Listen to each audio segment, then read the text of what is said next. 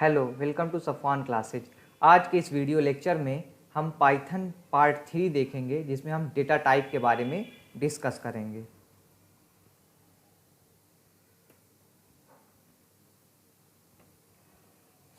Data type, Python data type होता क्या है?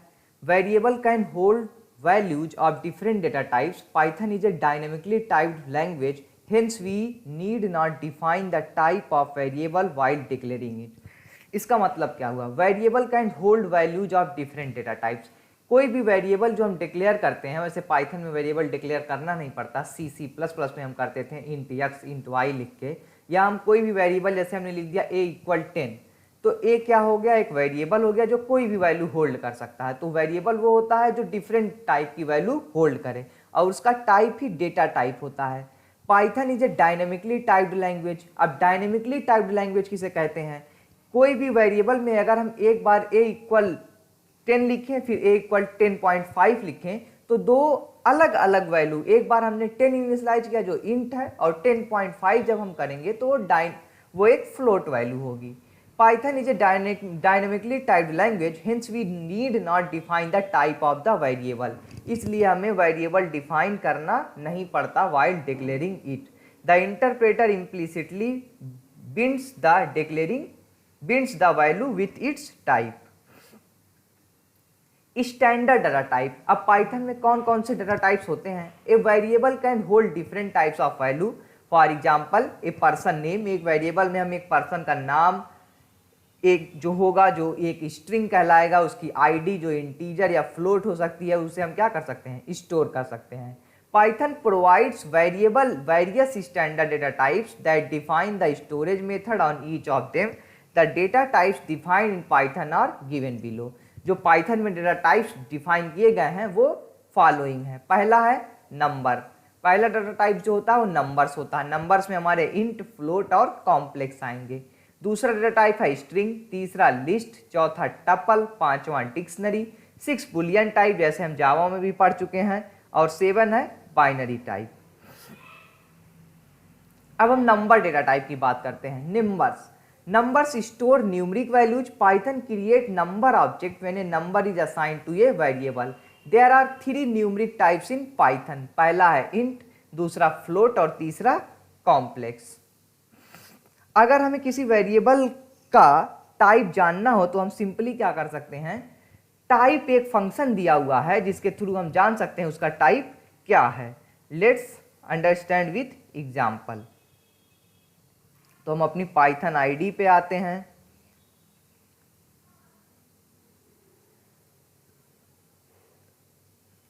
और यहां पर हम ओपन करते हैं पाइथन IDLE। IDLE को हमने ओपन किया।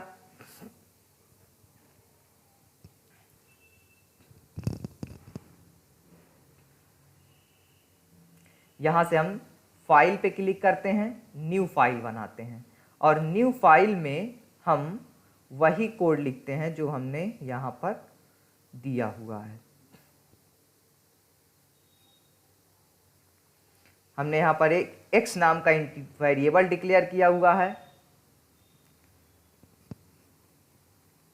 और उसका फिर हम डेटा टाइप देखेंगे। x = 1 कुछ भी हम डिक्लेयर कर सकते हैं। तो हम यहां पर आते हैं और लिखते हैं।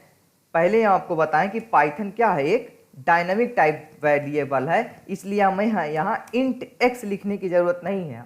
अगर हम c लिखते तो यहाँ पहले हम लिखते हैं इंट x सेमीकोलन, फिर x में हम वैल्यू असाइन करते 1 या 2 जो भी हम करते थे।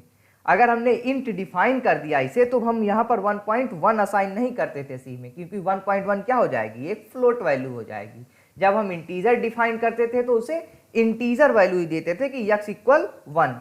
लेकिन पाइथन में ऐसा नहीं है। पाइथन एक डायनामिक टाइप लैंग्वेज है, यानी आप यहाँ पर x लिखिए। अब x में जो भी वैल्यू आप इंटर करेंगे, अगर x में आप वैल्यू 1 इंटर किए तो ये इंटीजर हो गया, 1.1 इंटर किए तो क्या हो गया? ये फ्लोट हो गया, ठीक। और अगर यहाँ डबल कोट में आपने हेलो इनपुट कर दिया तो ये क्या हो गया? ये स्ट्रिंग इनपुट हो गया। तो हमने यहाँ लिखा x = 1, y = 1.1, और हम प्रिंट x कराते हैं पहले। फिर प्रिंट y कराते हैं। यहाँ सेमी कॉलन लगाने की ज़रूरत नहीं होती है। प्रोग्राम को हम सेव कर लेते हैं, सेव एज, कहीं पर भी आप सेव कर सकते हैं। हम इसे डेस्कटॉप पे सेव कर लेते हैं अपने पाइथन नाम के फोल्डर में, और इसे दे देते हैं D2 डॉट, कुछ भी आप नाम दे सकते हैं, py ना भी लिखें तो भी सेव एज, यहाँ पर देखिए पाइथन फाइल है तो D2 लिखेंगे तब भी काम चल जाएगा, सेव। और फिर यहाँ रन पे आके हम इसे रन मॉड्यूल कराते हैं। तो देखिए आउटपुट हमारा आ गया, पहला आया 1, दूसरा आया 1.1। अब हम चेक करने जा रहे हैं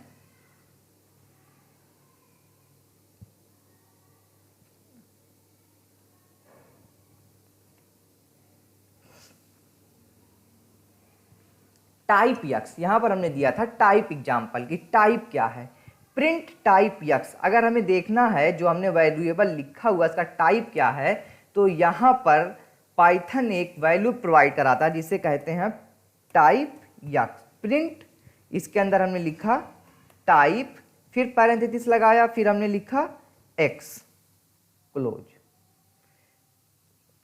सेव कर दिया, और इसे हम क्या करते हैं, रन कराते हैं। तो देखिए इसका टाइप क्या आया, क्लास इंट। किस टाइप का आया, इंट टाइप का आया, क्योंकि यक्स किस टाइप का वेरिएबल है, इंट टाइप का वेरिएबल है। अब फिर दूसरा हम यहां कराते हैं,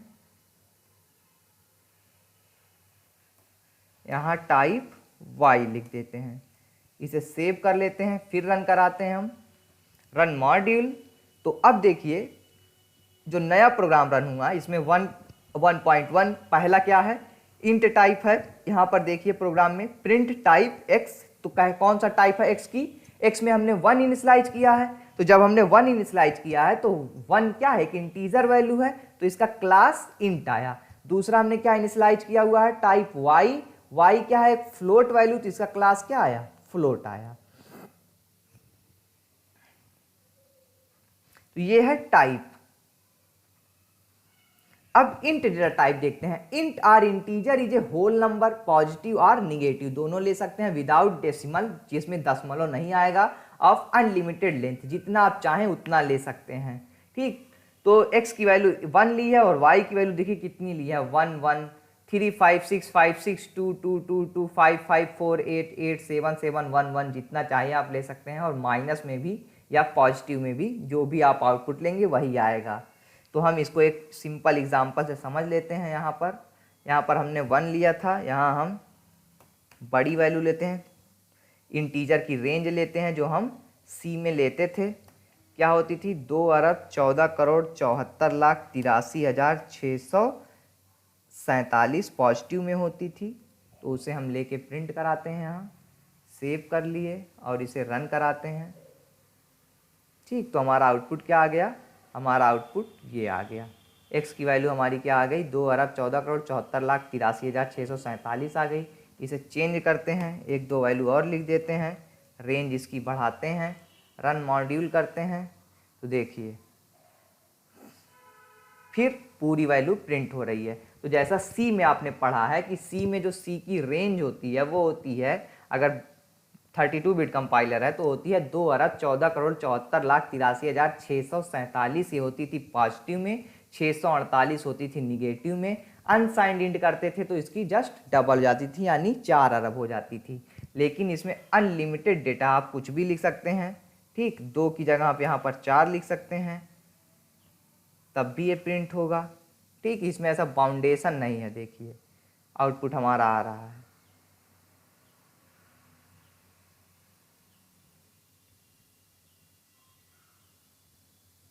आउटपुट हमारा जो भी आप वैल्यू लिखेंगे आ रही है, इसमें कोई बाउंडेशन नहीं है। तो आई होप आपको इंटीजर वेरिएबल समझ में आ गया होगा कि कोई भी वेरिएबल में जब आप बिना दशमलव के वैल्यू लिखेंगे वो इंटीजर होगी और आपके उसका आगे इंट लिखने की ज़रूरत नहीं है, क्योंकि ये क्या है, ये डायनामिक टाइप वैल्यू है। और डायनामिक टाइप वैल्यू में हम कुछ लिखते नहीं, हमने यहाँ सिंपल लिखा हुआ है x, यहाँ सिंपल लिखा हुआ हमने y, एक्स और वाई के आगे इंट और फ्लोट हमने नहीं लिखा हुआ। जो अभी तक आपने अगर सी सी प्लस प्लस जावा पढ़ा होगा तो तीनों में लिखना ज़रूरी था, लेकिन इसमें लिखना ज़रूरी नहीं है। इसमें ये एक ऐसी प्रोग्रामिंग लैंग्वेज है जो डायनामिक टाइप है। अब आते हैं फ्लोट डेटा टाइप पर। Float or floating point number is a number positive or negative containing 1 or more decimal. इसका एग्जांपल देखते हैं। x equal 1.10, y equal 1.0, z equal -35.59। ठीक, तो ये भी हम एक सिंपल सा रन करा के देख लेते हैं। x को हम हटा देते हैं, y हम 1.1 लिखे ही हैं और z इक्वल -35.59 ले लेते हैं और यहाँ y कर देते हैं और यहाँ z कर देते हैं।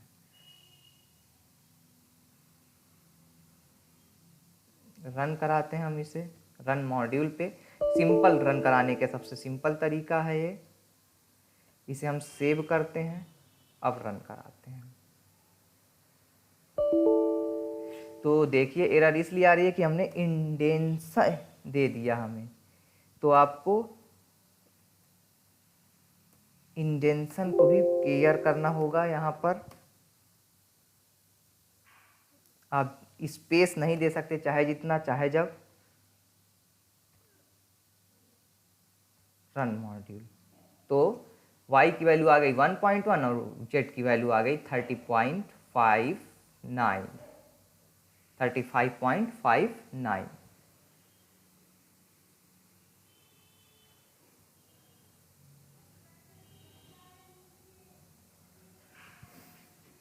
Float can also be scientific number with an e to indicate the power of 10। जैसे मैथ में आप लिखते थे 10 टू द पावर, जैसे लिखते थे 3 into 10 to the power 12, math में लिखते थे, तो वहाँ 10 टू द पावर को यहाँ रिप्रेजेंट करते हैं e से। ठीक है, e और जितना भी पावर आपको लिखना हो वो ऐसे लिख दीजिए, E3 E10, चाहे आप e कैपिटल लिखिए या स्मॉल लिखिए, बोथ कंसीडर होते हैं। तो हम इसका भी एक एग्जाम्पल लिख के देख लेते हैं। E12, इसका मतलब हो गया 3, हम लिख लेते हैं 3E12। इसका मीन्स हो गया कि हम 3 इंटू 10 टू द पावर 12 लिख रहे हैं। रन करते हैं रन मॉड्यूल, तो आउटपुट हमारा देखिए आ गया।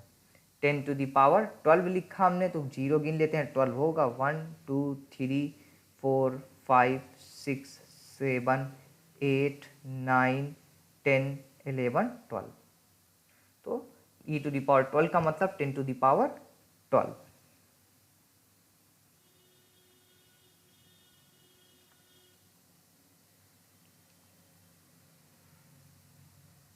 अब तीसरा जो नंबर टाइप है वो है कॉम्प्लेक्स नंबर। अगर आपने मैथ पढ़ा होगा 10th में, तो वहाँ पर कॉम्प्लेक्स नंबर पढ़ा होगा जो i और j के फॉर्मेट में होता था। यानी j जो नंबर था वो एक इमेजिनरी नंबर था यहाँ पर। ठीक, तो इमेजिनरी नंबर वो नंबर होते हैं जो अंडर रूट यानी करड़ी के अंदर जो निगेटिव आ जाते हैं कोई नंबर, तो इमेजिनरी नंबर होता है। उस टाइप की वैल्यू को प्रिंट कराने के लिए हम यहाँ पर एक कॉम्प्लेक्स टाइप नंबर भी दिया गया है जो और लैंग्वेजों में नहीं दिया गया था। x इक्वल, ये भी एग्जाम्पल हम लिख के देख लेते हैं। हम x इक्वल 3 + 5j लिखते हैं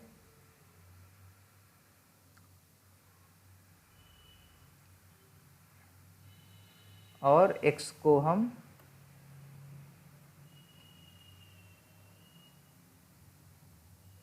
प्रिंट कराते हैं। तो देखिए प्रिंट हो गया। अब एक बात और समझने की है कि इसे i j के अलावा और भी कुछ लिख सकते हैं क्या? क्या यहाँ पर हम z लिख दें? ठीक है, j जरूरी है लिखना कि नहीं लिखना? तो हम j ही लिखना जरूरी है, नहीं तो एरर आ जाएगी। ठीक है, वो कॉम्प्लेक्स नंबर का फॉर्मेट ही है, आपको j ही लिखना है तभी आउटपुट आएगा। उसकी जगह वो कोई वेरिएबल नहीं है कि आप बदल के कुछ भी लिख दें। ठीक, हमेशा आपको j ही लिखना है तभी आपका आउटपुट आएगा। दो कॉम्प्लेक्स नंबर जोड़ने के लिए आप सिंपल से लिखिए और दोनों को ऐड कर दीजिए। तो ये है कॉम्प्लेक्स नंबर का एक प्रोग्राम। कॉम्प्लेक्स नंबर का अगर आप टाइप देखना चाहते हैं तो यहाँ पर प्रिंट टाइप ऑफ एक्स, जैसे आपने लिखा था उसमें वैसे आप इसमें भी लिख सकते हैं। एक और वेरिएबल हम लिखते हैं प्रिंट, और इसके अंदर हम लिखते हैं टाइप, और फिर हम यहाँ लिखते हैं एक्स।